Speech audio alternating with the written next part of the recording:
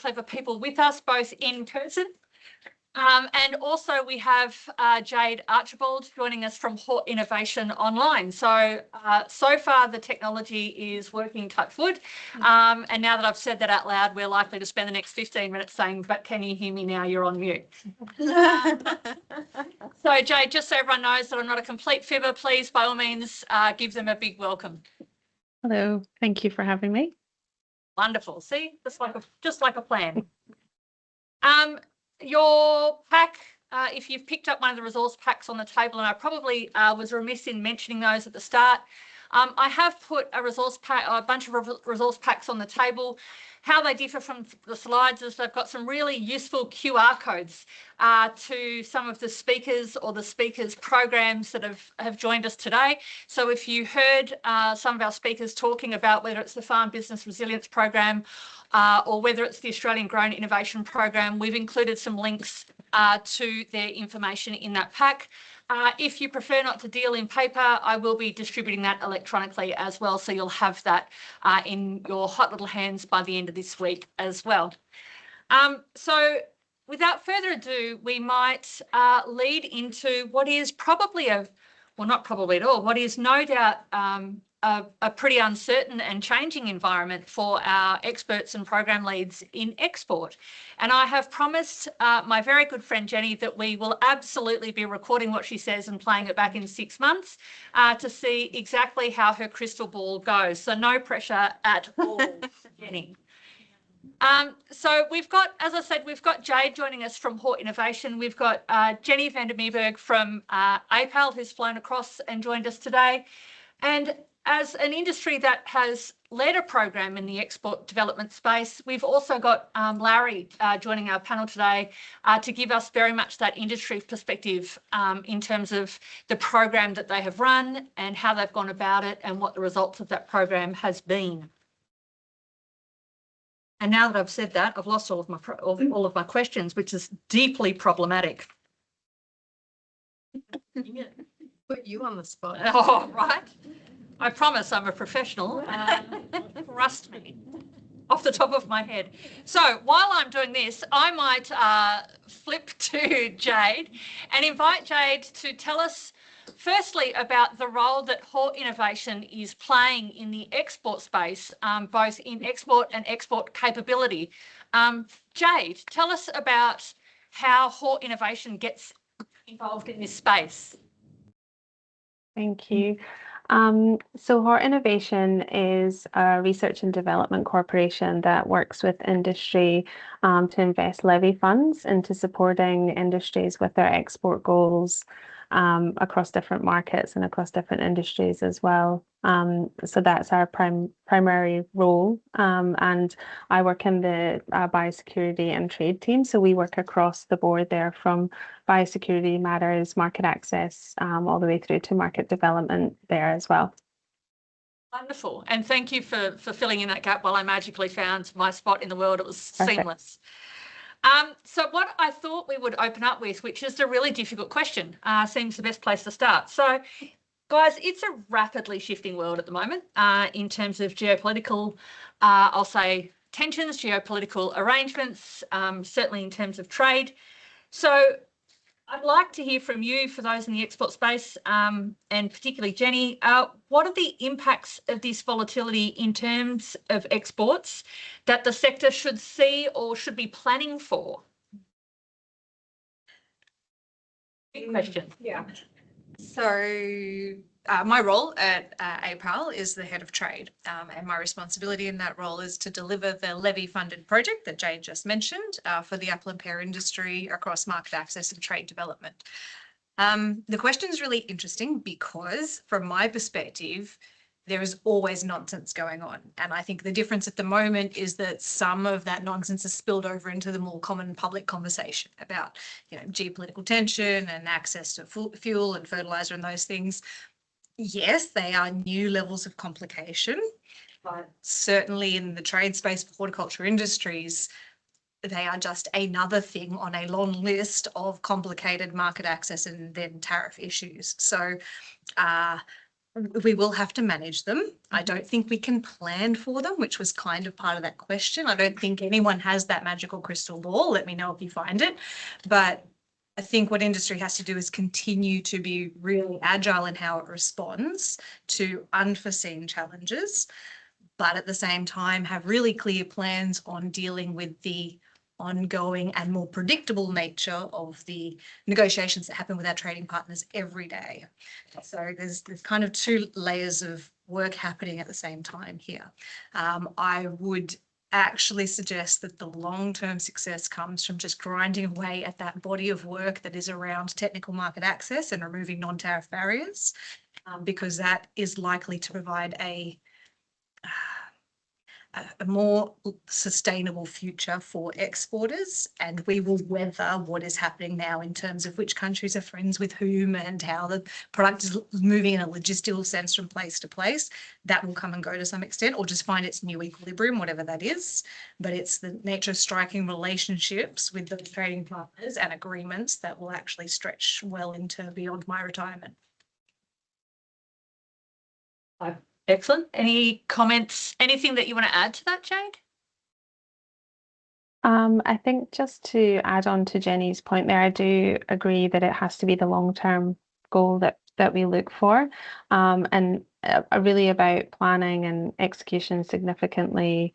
That obviously the geopolitical tensions do make that a bit more complex for our exporters. So it's really about planning around diversification being more critical than ever across markets, products and channels. So building that resilience into export strategies rather than relying too heavily on single markets to position businesses to adapt as conditions do change. Diversification certainly is a key thing. At a state level, I don't think we can influence too much the geopolitical issues and trade I suppose, settings, but we can react to them as they change. And I think it's monitoring the environment on a regular basis from a demand and pull perspective, so that you understand where, I guess, the sweet spot is now and where it might be developing into the future, so that when you're diversifying, it's based on some strategic intent. So throwing a hand of sand at a wall and hoping it all sticks probably isn't the case. It's more around understanding where you can be moving. And I think it's probably important to keep markets warm so that you can move in more quickly than simply jumping out and saying, see you later, we're going to go to the next rodeo now. Well, when you come around again, we'll come and see you. I think you really have to maintain relationships. And that might be more of a collective activity than an individual business activity. So I guess that's what I would say is really you've got to mitigate risk through spreading it and managing relationships. Following and probably following on from that, if we look beyond the immediacy of the current headlines and the current situation, and I'll delineate between those two things, as well pointed out by Jenny, do you have a view on what the export outlook for the sector looks like over the sort of more medium term 3 to 5 year piece?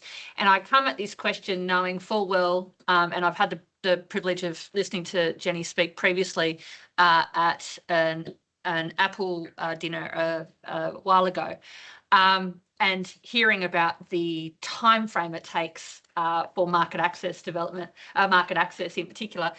So with that in mind, if we look to those more medium and longer term horizons, do you have a view on what the export outlook looks like for the agricultural sector? So I'm eternally optimistic. Just ask me. There is a place for trade, even in industries that are not currently trade oriented. So apples is a great example. We don't currently export a lot of apples out of Australia. It's a very modest percentage of total crop production compared to other industries. The other end of that spectrum would be something like table grapes, for example. But I think where trade is really important and will continue to be important to industries, apples in particular, is that there will reach a point where supply and demand in Australia needs to be managed, because if you don't manage supply and demand, you then have an impact on price. And so for the apple industry, whilst export is not the top of the agenda for a lot of producers, there will come that point in time where export markets become really vital release valve for managing domestic supply. And that's not the motivation driving other horticulture industries. I appreciate that. But for the apple industry, it has to be part of a bigger plan to manage the current supply that they have in Australia, and potentially, if they continue to increase production through all their great innovation and extension work, and then equally, if there is inbound production into our market from other producing nations, because Australia is in two-way trade exercise, so we potentially will be receiving imports from other countries, that will change the equilibrium here. So the apple industry needs to prepare for that potential future and have export markets ready that they are capable of accessing and delivering. Probably our more premium products will be the answer. It won't be sort of the lower grade fruit that we'd be exporting anywhere, but our premium apples definitely will have a home in those markets in Asia, and we just need to keep stepping towards that outcome. Any comment beyond the apple industry? So there are terrific goals in place from Hort Innovation right down through to the various national peak industry bodies, and then they're reflected often at the state level as well about growing export and driving export. My view is that is twofold. The first is the opportunity for exporters to access markets. So we need to keep opening markets that are going to be viable opportunity for them. That's across the board, not just in apples, but across all of horticulture. But then secondly, helping exporters with the skill set they require to then participate in those markets. I'd say outside of what the exporters need to do, there's actually a really significant onus on governments, state, federal, and other regulators in the compliance space about the ecosystem we are creating that exporters have to operate in. Because I think one of the greatest frustrations for businesses is the level of compliance. And I found that conversation earlier really interesting because they are already really busy producing terrific fruit, and in most cases they are compliant, but the problem is the way the systems are structured, they have to spend too much time demonstrating that compliance. And what I hear frequently across industry is, I want to tell you once. So I don't care which agency you're from, I don't care which scheme you are administering, I want to tell you once, and it's for the responsibility of industry, government to actually find ways to start creating systems that allow exporters, businesses in general, to tell us once, and we then sort out how that demonstrates their compliance. And I think that's going to be the biggest change we see in the next sort of 10 years in the export space. Jade, do you have any comments on the export outlook over the medium or longer term, and what Hort Innovation is perhaps planning with that in mind? Yeah, of course. Just to build on Jenny's comments already, so Australian horticulture exports have recently reached a record highs at 3.5 billion. So that's doubling in the last decade. So looking over the next 3 to 5 years, the underlying demand really remains strong, particularly across the Asia region. And that relies on population growth and expansion of consumers and sustained demand for safe, premium produce, which really plays into Australia's strengths as a supplier.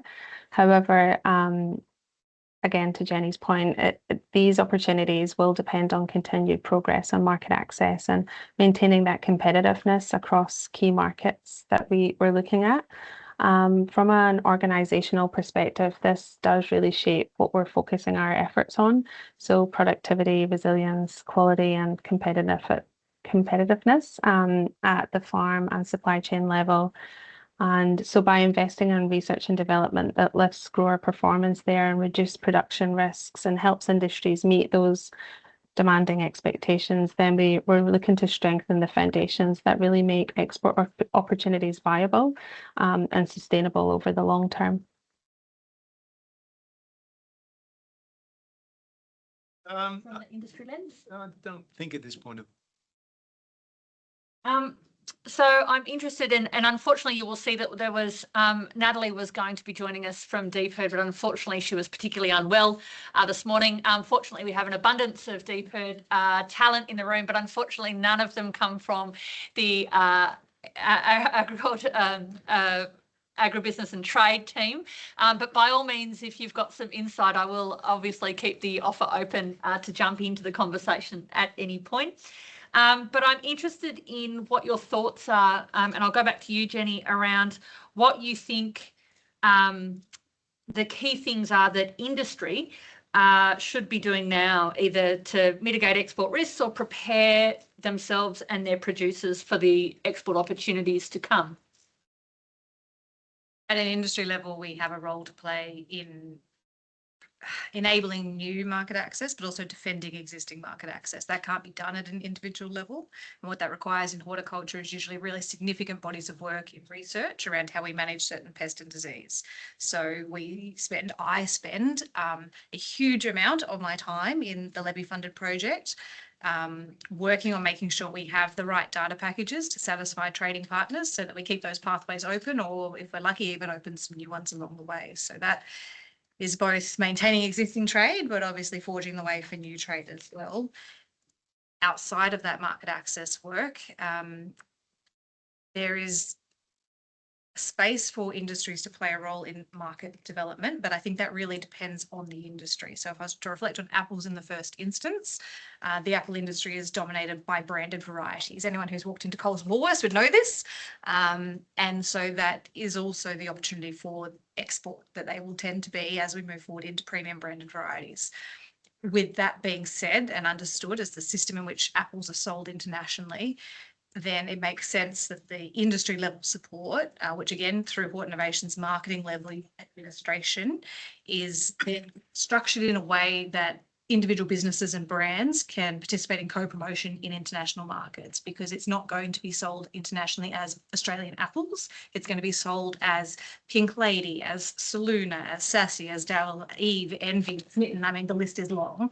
From an industry perspective, we need to back those brands that are going to be forward leaning into the market. Now, apples is different to other commodities in the horticulture sector, where individual businesses do play more of a role in how they present themselves to the market. That's with their own business brands in some cases. And so that's why you'll find the types of activities that industry engage in across table grapes, citrus, summer fruit, cherries will be a bit different to what we do in apples.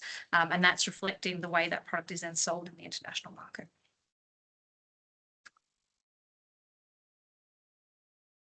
I'll take that. Thank you. And I might just jump away from the pre-program questions for a second, because we have some exporters, both as producers and as agents around the room. And I don't intend to put you on the spot, particularly if you don't want to contribute. But I'm interested if there are any exporters around the room that have a view around what industry bodies and industry, or government for that matter, but I'll talk about industry, could or should be doing to help support exporters in that space. Is there anyone that, has any thoughts or wants to share their views on that? I have a question. Anthony Chair from Stone Fruit, but we also grow apples. And we have a market floor, we do a little bit of stuff. China opening up should be obviously the biggest, hottest news. But how will it be different in your view, with the extensive knowledge that you have?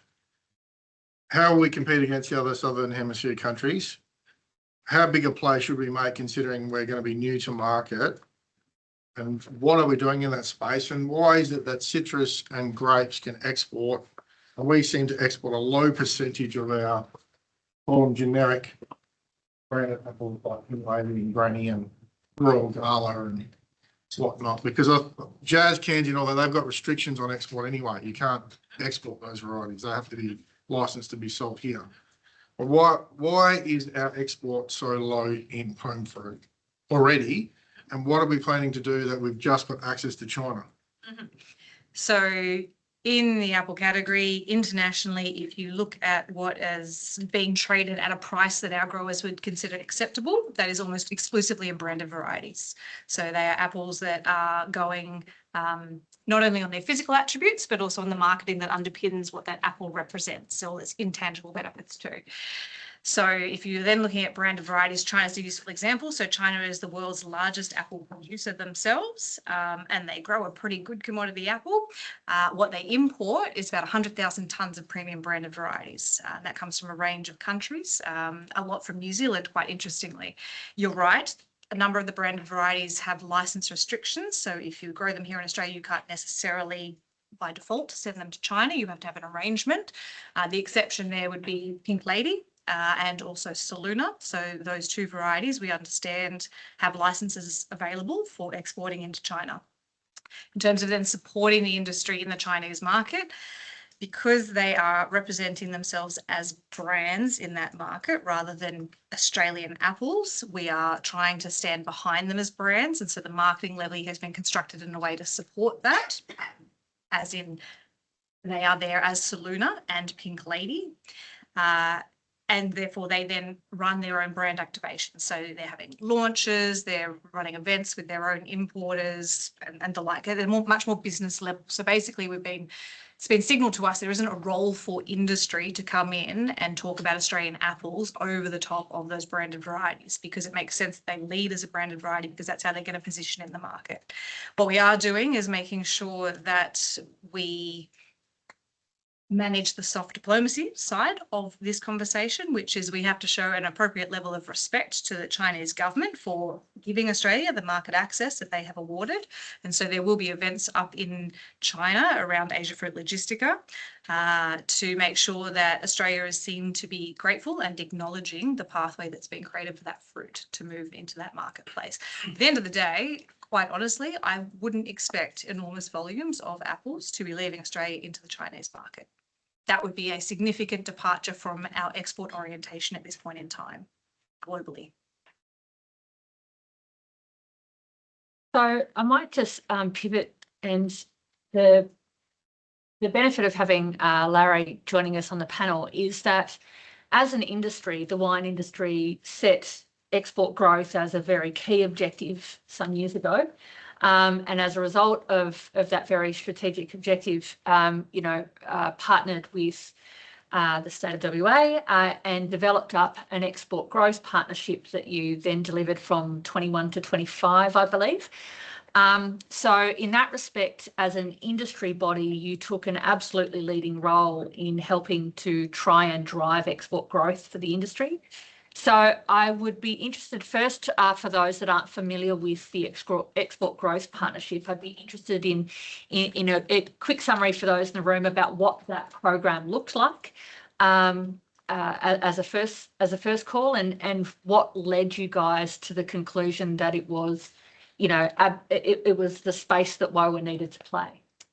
Well, I guess a quick synopsis of the program itself. It is a co-funded partnership with the state government. So it's a dollar for dollar partnership. And so therefore, I guess it's truth tested as you go. If industry isn't willing to invest, then you've got it wrong. So that's the first piece of it. And the top line mantra of it was industry led and government assisted. And so therefore, the strategic direction is determined by industry. And it was determined by industry in the first instance through the development of a strategic plan for industry as a whole, which identified export market development as probably the biggest opportunity for us, and also our biggest challenge, because we typically under egg export as a percentage of our overall market share. So we identified it as that, and we developed the strategic framework through which it could be delivered. And in working with DPID in particular, and I guess Austrade, TradeStart, and our regional wine associations, we were able to put together a program that producers had a part in developing, believed in, and had the ability to change as market conditions change, and I'll get to that, and as things did or didn't work. So it wasn't a particularly prescriptive funding agreement. It didn't say you must do this, this, and this to achieve that, which is maybe you must get your yield per acre to double. It was more around you've got to do this with your export market, and you must also then increase your stakeholder relationships and engagements and partnerships. So that would mean with our national RDC, with Tourism WA as an example, with regional development commissions, and with industry. So that was a measurement of success also. And that really drove an innovative process. So we were able to really change and pivot. And the perfect example of that is not long after we'd actually signed the agreement, China imposed tariffs on Australian wine. And so we immediately had to pivot from that massive market, which wasn't quite as important to us as it was to the whole of Australia, but it was still important, no doubt about that. And then following that came COVID, which precluded any market visits or direct interaction internationally.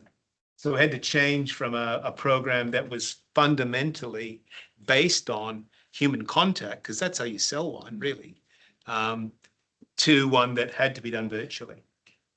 So I guess that probably sums up that piece of it. Now I forget the second question you asked, which was... The first part was about the program. So what sort of, as part of, over those 5 years, what sort of activities, what sort of projects did you deliver as part of that program? Yep. So I guess we started first looking at what we could do collectively. And by that, I mean, largely, and in difference to apples, we are all about provenance. So varieties are certainly important, and in the new world of winemaking, really important, but provenance even more so. So Australia is a strong brand. WA is a stronger brand in the premium market, and Margaret River or Great Southern or the Swan Valley is stronger still. So I guess the first thing that we did was look at how we could collectively work on those provenance brands. And that then meant a lot of activities that were driven either at a state level or at a regional level to bring prospective buyers in, or to go to market and focus on that. And that, I guess, built both confidence within industry and awareness within industry that the program existed. And then we started to realize that those sorts of programs probably are good for new entrants to market, perhaps. How do you help those who are mature businesses further develop their business? And the way you do that typically is to help them to build stronger partnerships in market. So we developed a grant program that allowed them to do that, which becomes very commercial. And when you start using state government money, getting that close to the commercial coalface is a tricky thing. So we had to set up a really rigid compliance piece that made certain that people were actually doing what they're doing. They weren't just flying to Paris or to London and having dinners. We had to see that they were developing trade relationships with their partners that did result in visible retail activation. So those sorts of things we did. We also did capability building as well. So you got the mature people and that's how you help them. But you really want to have a funnel of people coming through who may have been considering export but weren't really sure what the first steps were. And certainly there are those programs at a national level, but they are online, I guess, and they are quite, I wouldn't say cookie cutter, but they don't allow for that mentoring process that occurs when you can develop a program that's delivered face-to-face, where the consultant who delivers it can subsequently, if the producer chose to do so, provide mentoring that builds on what they've learned. So we built capacity in that way. I think that probably encompasses largely what we did do. Yeah. And it's useful, to transition into a conversation about export capability and capacity. And it probably then is great to turn back to Jade and ask you about the programs and services that Hort Innovation has in place to help drive export growth in the hort sector, acknowledging that we've got more than the hort sector in the room, but certainly interested in the programs and services that you guys have in place. Yeah, definitely. So at Hort, we look to support the export growth across the entire pathway. So from unlocking market access through to building demand and market. And broadly, our work spans across 4 key areas. So there's market access and safe trade that invests in science and technical capability to open and maintain market access. Export capability, where we focus on building the skills, commercial readiness for industry success into export markets. Market development, where we look at more structured showcases and in-market activations for industry, and strategic partnerships, where we work closely with industry bodies, delivery partners, and some of our international counterparts as well. And importantly, these activities are increasingly designed as multi-year programs, which is a deliberate move forward as it gives growers and exporters a bit of more clear line of sight from early engagement through to market development and then ultimately to sustainable commercial outcomes rather than more one-off or short-term initiatives that we've previously looked at. So how do you engage with growers in the delivery of those programs? Yeah, so grower engagement is definitely central to how we design and deliver those programs. So in practice, it really starts with co-design. So working with our industries through grower advisory panels or reference groups and sector bodies as well, to really make sure that the programs that are being developed are grounded in commercial reality and aligned with what the growers actually need. And we also recognise that growers are at different stages of export readiness. So we design the programs with multiple entry points there. And another important aspect is how we work through trusted intermediaries. So by partnering with peak industry bodies, sector-led organisations, we can really reach growers more efficiently and deliver support in ways that are more familiar and credible to them. Because ultimately the goal is to really ensure that our programs are practical and targeted and, genuinely useful for growers focused on real outcomes. Thank you.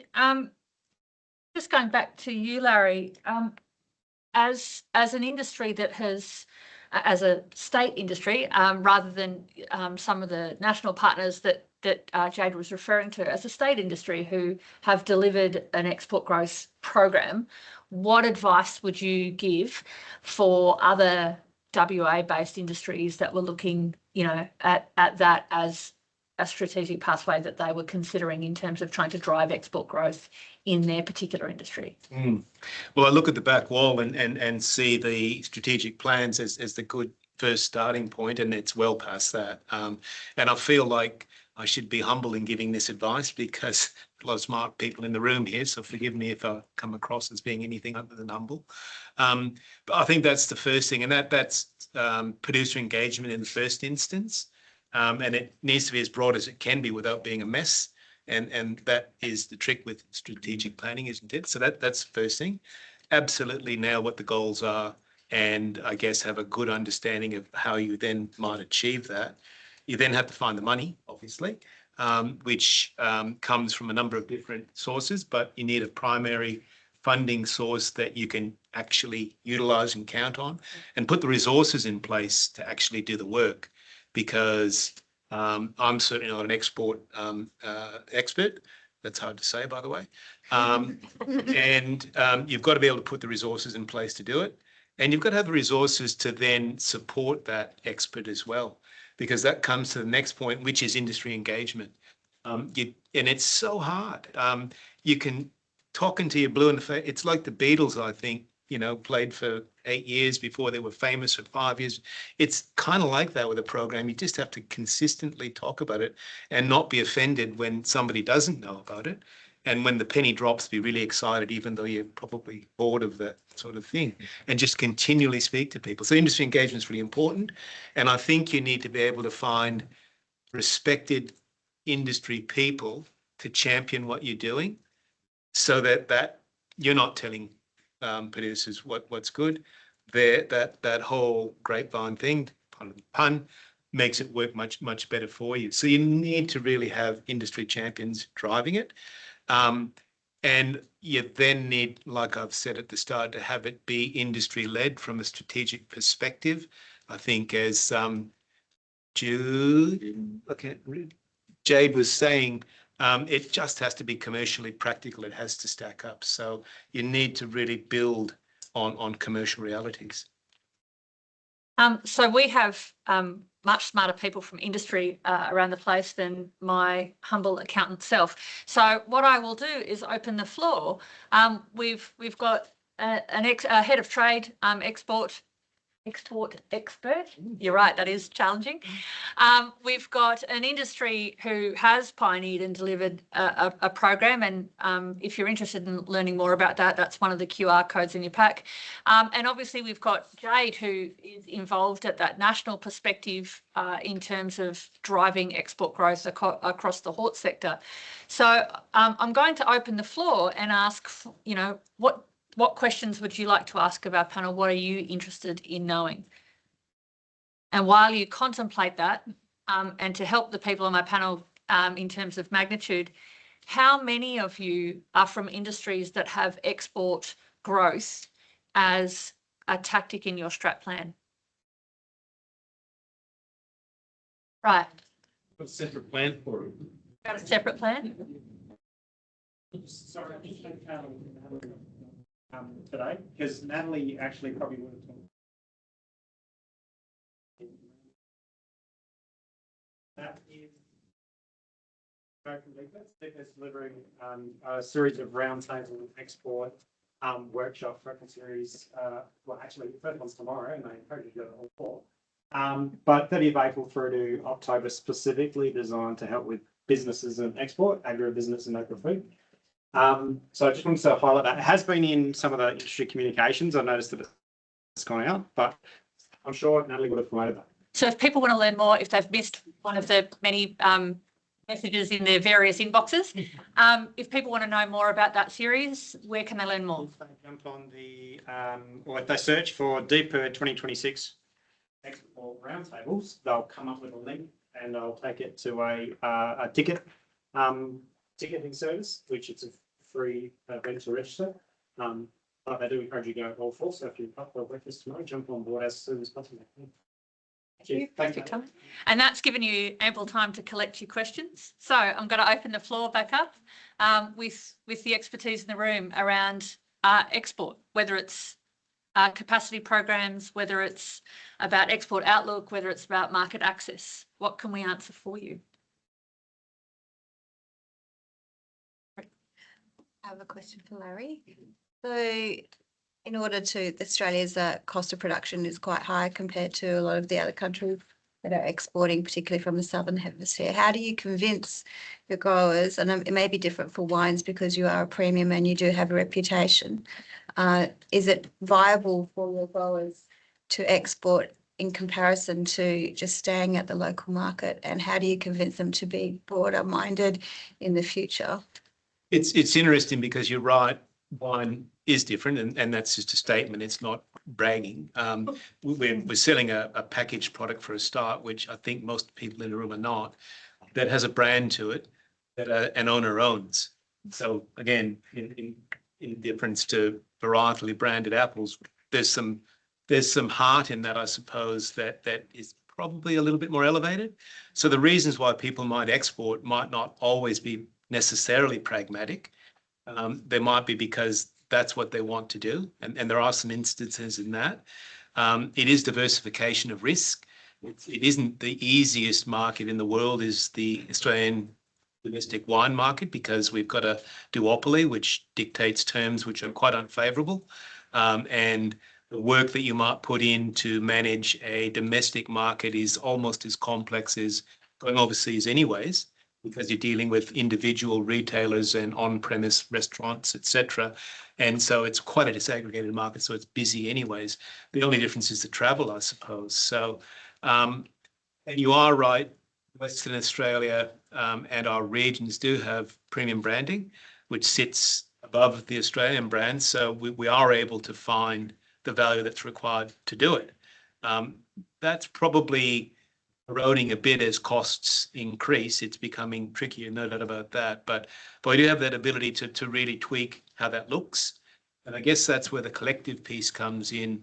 That's where regionally you can elevate something that rises all boats, basically, and then producers and individual brands do with that what they will.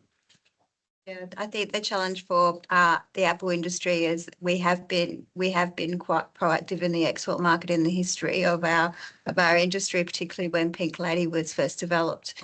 And then there were instances where our local growers were burnt in the export phase, and they have long memories. And I think the only way that we can build exports again is having positive case studies and some success. So I think that's where we'll start getting some traction. Thanks, Larry. I do recall that there's a good chunk of money in that national project for basically the China market project. And you mentioned that it was, when they closed the market to us, it was sort of demonstrated that that may have been one of the weaknesses of that project. And the other thing that stood out to me on with that particular project was that managing the product once it got to shore there was very difficult. And there was a lot of piracy of the labels going on, which then obviously devalues that branding that you're attempting to achieve and that market positioning in the industry. How did, or was that beyond the scope of the industry market development? In terms of IP protection, it largely was. It was seen as being an individual business issue. We did do a test case on, funnily enough, it was kind of like QR coding, but a little bit before QR coding, where embedded in a bottle would be a way of confirming the provenance of that bottle. And we were looking at rolling that out at industry level. And we did test with industry what they thought of that, and they weren't interested in it at that point in time.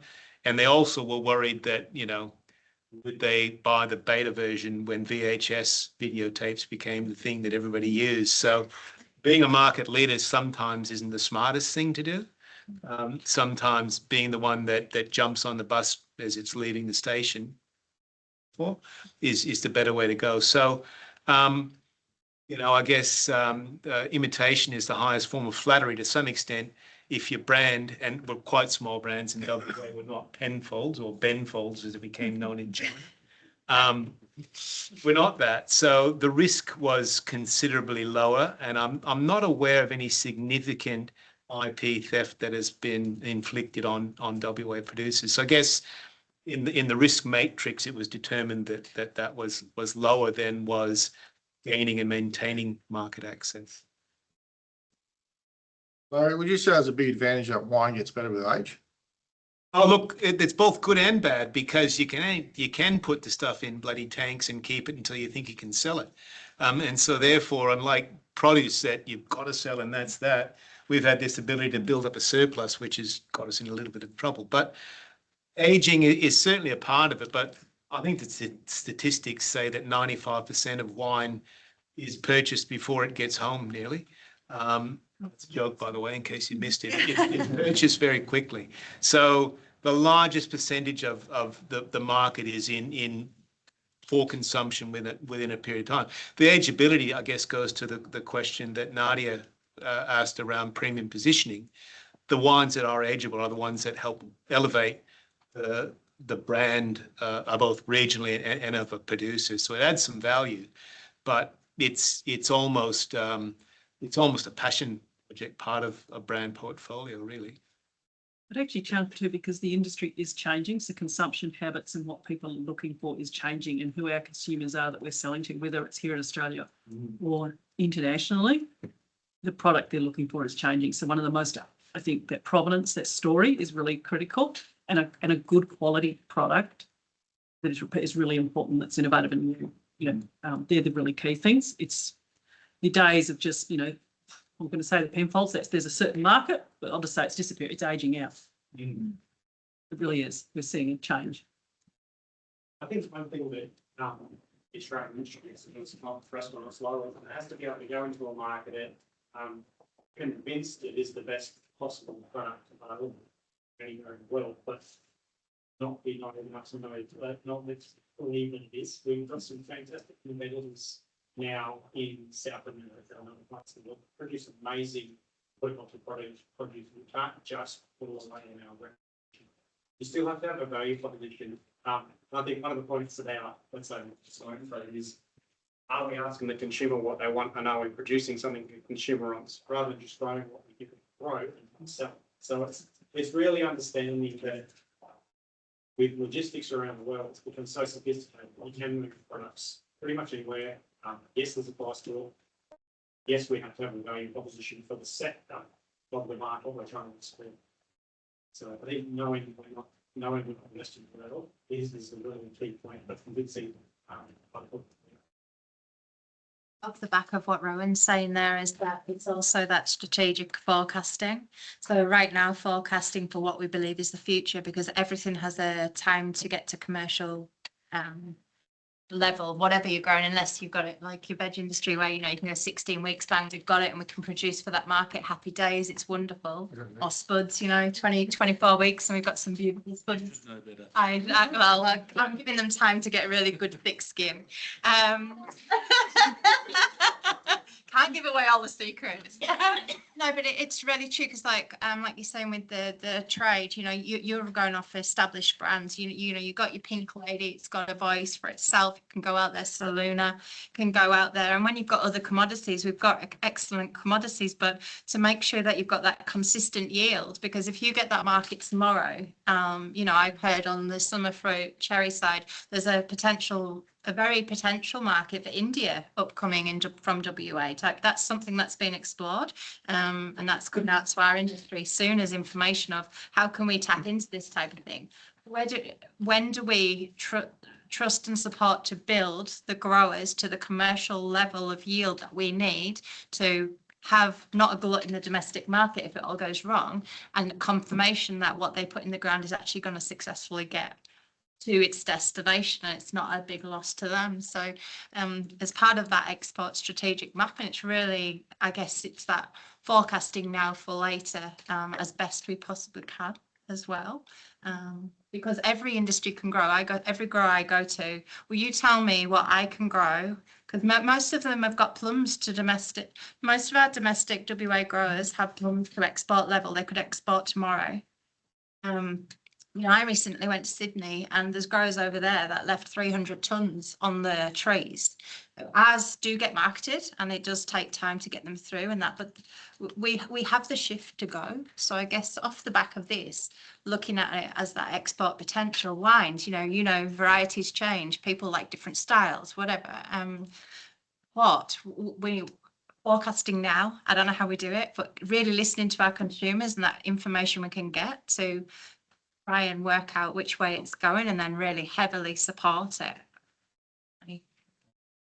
I might just on the back of that might just jump in and say that the export growth partnership didn't happen simply because of industry, and there's a whole back end engine that DPIRD provided support for, and it was around and is around the strategic piece and resourcing and the trade team. We certainly work hand in hand with the DPIRD trade team to extend what we do. And that's the thing that you have to do, is find out how to not only leverage to the requirements, which is $1 for $1. If you can use the same dollar 3 times by finding that support, that's what's really important. So it might have been framed that with the industry-led government-assisted statement that we did everything. We certainly don't. And one of the great things about it is that you find out what capacity DPIRD has in a variety of different disciplines. And a good example of that is if you go to the Margaret River Wine Association website and look at their provenance work, their brand book is what they would call it, it talks about the variation across a region based on climate, soil, and aspect. And all of that research was done over an extended, probably 10, 15 years, possibly, Ron, by DPIRD, kind of passion projects by people who had the scientific wherewithal to do it. And it was, I guess, the desire of industry to try to pull it together, and the ability of there being a resource in DPIRD that was focused specifically on wine able to draw the dots together and bring something in that had immense value that we could not have done ourselves. So I think that's something to do too, is to learn what is there, because sometimes the rocks you turn over, you're astounded at what's about. And the new plan. Yeah, and the APC too. That was the basis upon which we were able to build. Really, we weren't able to have that foundational funding without the APC in place. So that probably